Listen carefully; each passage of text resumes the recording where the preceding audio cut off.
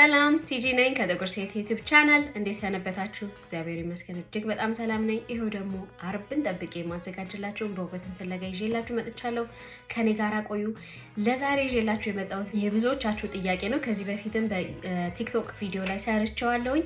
አሁን ደግሞ ለዩቲዩብ ቤተሰቦቼ ይዤ ነው የመጣሁት።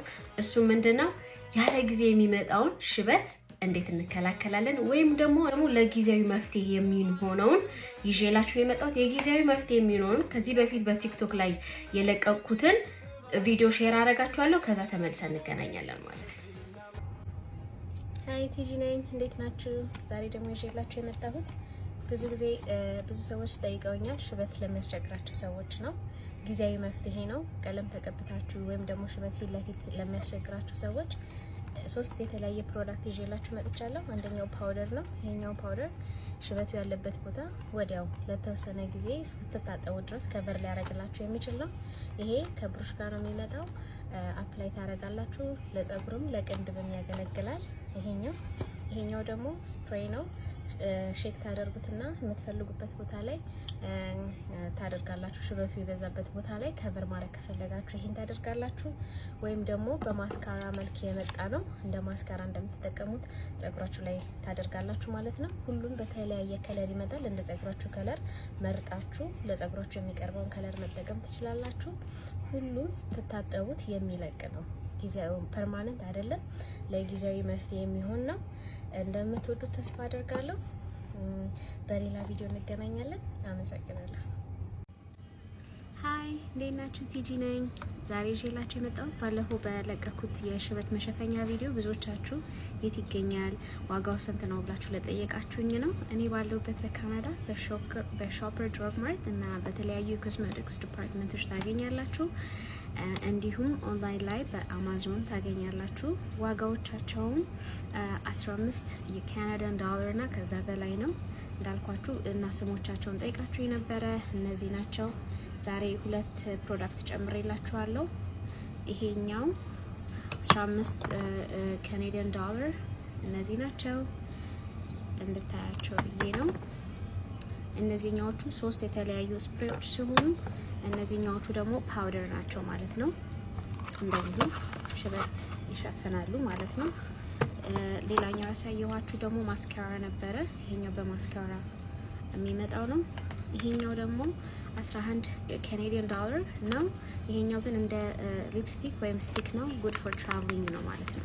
ዋጋው 11 ዶላር ካናዲያን ዶላር ነው ማለት ነው። የት ይገኛሉ? በሾፐር ድራግ ማርት እና በተለያዩ የኮስሜቲክስ ዲፓርትመንቶች በካናዳ ይገኛሉ። እንዲሁም ደግሞ አማዞን ወይም ደግሞ አካባቢዎች ላይ በሚገኙ ኮስሜቲክስ ዲፓርትመንቶች ይገኛሉ ብዬ አስባለሁ። ሆፕ ቪዲዮ እንደወደዳችሁ ተስፋ አድርጋለሁ። በሌላ ቪዲዮ እንገናኛለን። አመሰግናለሁ። እንግዲህ ቪዲዮን አይታችሁ እንደተመለሳችሁ ተመልካቾቼ፣ ይሄ ለጊዜያዊ መፍትሄ የሚሆን ሲሆን ማለት የምንሄድበት ቦታ ካለ እንደዚሁ አጋጣሚውና ጊዜው ከሌለን እነዚህ ነገሮች ገዝተን መጠቀም እንችላለን።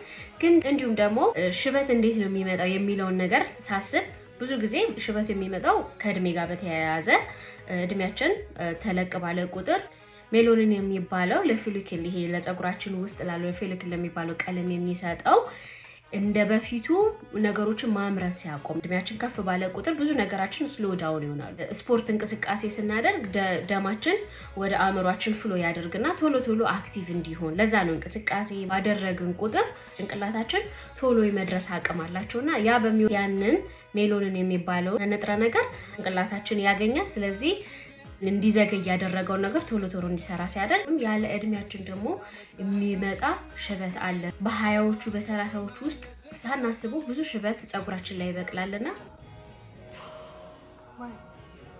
What? You have a gray hair. No, I don't. Yes, you do. No way. Yeah, you do. One or two? One. There's might be two.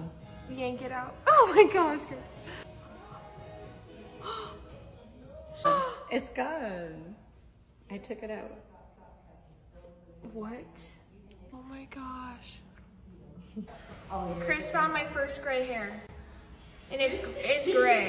Come on. No, It's bad. on the face. Guess what we found on Lucy?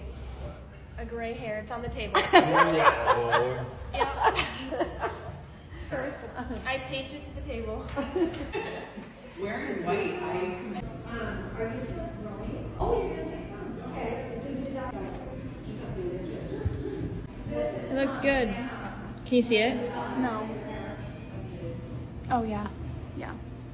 ሽበት እንዳልኳችሁ ነው እግዚአብሔር አድርሶን እንድንሸብት እድሜም ሰጥቶን ያብቃን እላለሁኝ። ግን ደግሞ አለርሚው የሚመጣው ሽበት እንዴት መከላከል እንችላለን የሚለውንና ናቹራሊ በሆነ መልኩ እንዴት ሽበትን ማዘግየት ወይም ደግሞ በተወሰኑ መልኩ መቀነስ እንችላለን የሚለውን እናያለን ማለት ነው። ብዙዎቻችን ቀለም ኬሚካል ምናምን ጸጉራችን እንጠቀም እሱ የራሱ የሆነ ኢፌክት ቢኖረውም ከፀሐይ ጋርም ተጨምሮ ማለት ነው። ግን ደግሞ ናቹራሊ በሆነ መልኩ እንዴት ማዘግየት እንችላለን። ይሄን ስላችሁ ለሽበት ብቻ አይደለም ለቆዳችንም ለፊታችንም ብዙ ጊዜ እኔ በኔ ቪዲዮዎች እንደምትመለከቱት ያለግዜ የሚመጣን መጎሳቆል ወይም ደግሞ እርጅናን እንከላከለው ተፈጥሮ በሰጠን ተፈጥሯዊ ነገር ነው ማለት ነው። እሱ ምንድነው? ለምሳሌ ጸጉራችን መጀመሪያ ጥቁር ነበር፣ ከዛ ግሬ ይሆናል፣ ከዛ ሲልቨር ይሆናል፣ ከዛ ነጭ ይሆናል ማለት ነው። ሶ እነዚህን ስቴፖች እስኪያልፍ ድረስ ቶሎ እንዴት ነገሮችን ከስር ከስር ብናስተካክል ያንን ያለግዜያችሁ የሚወጣ የነበረውን ሽበት ይከላከልልናል ማለት ነው። ለሱም ደግሞ ትልቁ እኔ አይደንቲፋይ ያደረኩት ምግብ ነው። ምን አይነት ምግቦችን እንመገባለን ብዬ ሳስብ እውነት ለመናገር በጣም ብዙ አይነት ምግቦች አሉ። ከተፈጥሮ በጣም ቀላልና ደግሞ ሁላችንም በቤት ውስጥ ልናገኛቸው የምንችላቸው ናቸው። ከነዛ ምግቦች ውስጥ አንዱ እንደ አብሽ፣ ቁርንፉድ፣ ተልባ፣ ጉበት እጅግ በጣም ጉበት በቃ ትልቁ ሰውነታችን የሚፈልገውን ለሽበት እንዳይመጣ እንዲዘገይ ከሚያደርጉ ነገሮች አንዱ እነዚህ ምግቦች ናቸው ማለት ነው። እነዚህን እየተጠቀመን በሄድን ቁጥር ከአክቲቪቲ ጋር እንዳልኳቸው ሰውነታችን እንቅስቃሴ መኖር አለበት፣ ስፖርት መኖር አለበት፣ ደም ቶሎ ፍሎ ወደ ጭንቅላታችን መሄድ መቻል አለበት።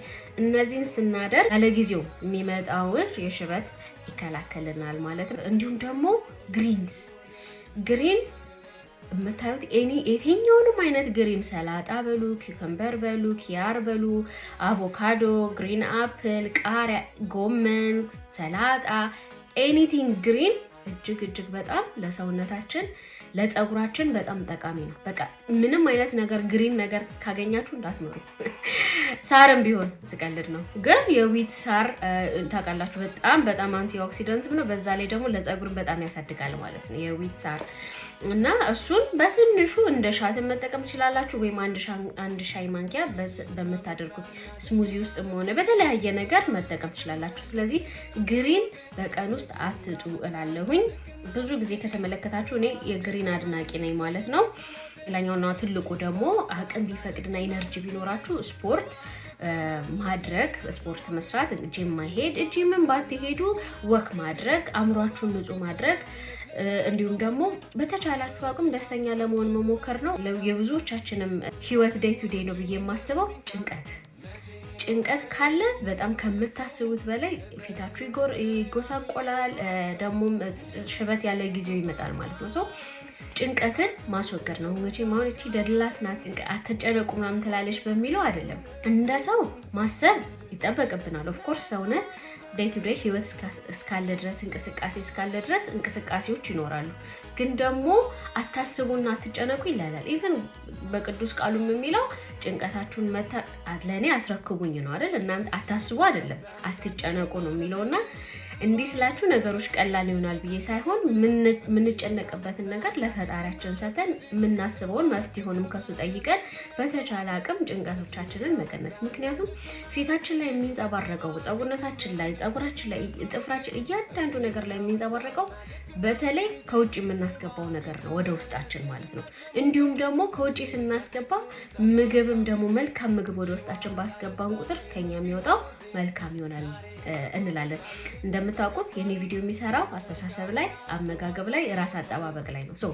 ወደ ውስጥ የምናስገባው እያንዳንዱ ነገር ነው ከኛ የሚንጸባረቀው። የምንናገረው ነገር በምንባብም በመስማትም በተለያዩ ነገሮች ወደ ውስጥ የምናስገባው ነው ከኛ የሚወጣው።